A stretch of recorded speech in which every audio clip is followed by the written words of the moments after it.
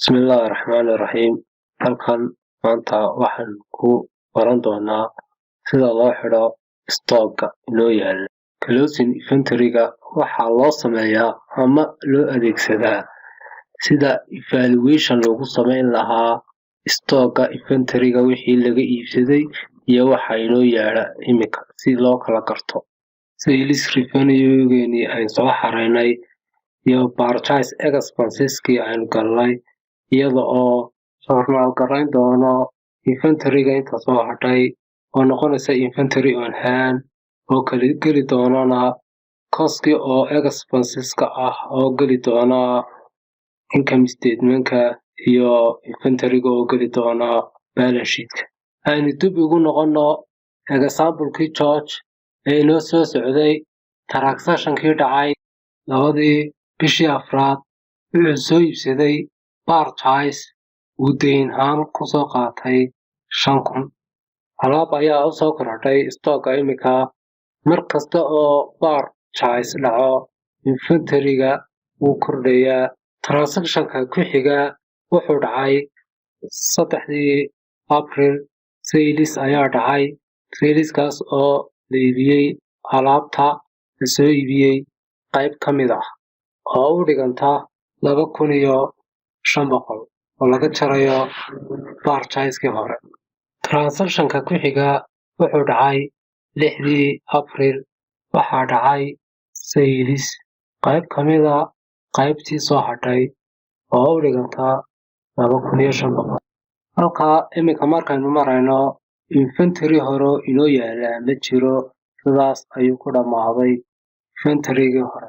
7 April waxaynu soo iibsanay alaab qiimaheedu yahay 7,000 oo inagu darsantay inventory-gii inaga dhammaaday. Waxaa closing la sameeyey 14 April oo closing inventory-gu noqday 7,000. Sidaas ayay inventory-gii inagu close garaysmay. 7,000 ee inventory ahaan inagu soo hadhay waxay noqon doontaa closing inventory-geenaas opening inventory-ga next period-ka dambe. Si loo ogaado inventory-ga soo hadhay waxaynu samayn doonaa journal entry. Waxaynu haysanaa inventory oo asset-keena ah oo inoo kordhinaysa asset. Asset-kii ayaa kordhay 7,000. Wuxuu qaadanayaa debit. Sidoo kale qaybteena kale waxay qaadan doontaa credit oo uu hoos u dhacay cost of sales-keenii oo inoola mid ahaa expenses-ka oo noqonaya 7,000. Evaluation-kan ay soo sameynay waxaa loola jeedaa alaabtii aynu soo iibsanay ee ahayd mar aynu soo iibsano cost 5,000 gaadhaya iyo markii labaad oo aynu soo iibsanay cost gaadhaya 7,000. Haddii la isku geeyo 5,000 iyo 7,000 waa 12,000. Waxaa sales aynu iibinayna waxay noqonaysaa 5,000. Marka haddii laga jaro 12,000 5,000 waxay noo soo hadhayaa 7,000.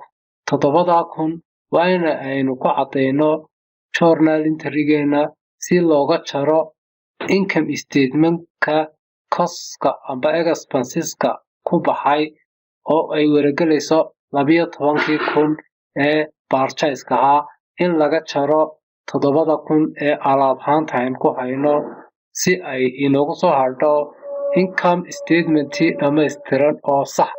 Si income statement-keena inoo soo bixi doona gross profit-keenu u noqdo mid sax ah oo aanay ku dhex jirin inventory aan la iibinin. Sidaa darteed waa inaynu ka saarnaa expenses-keena 7,000.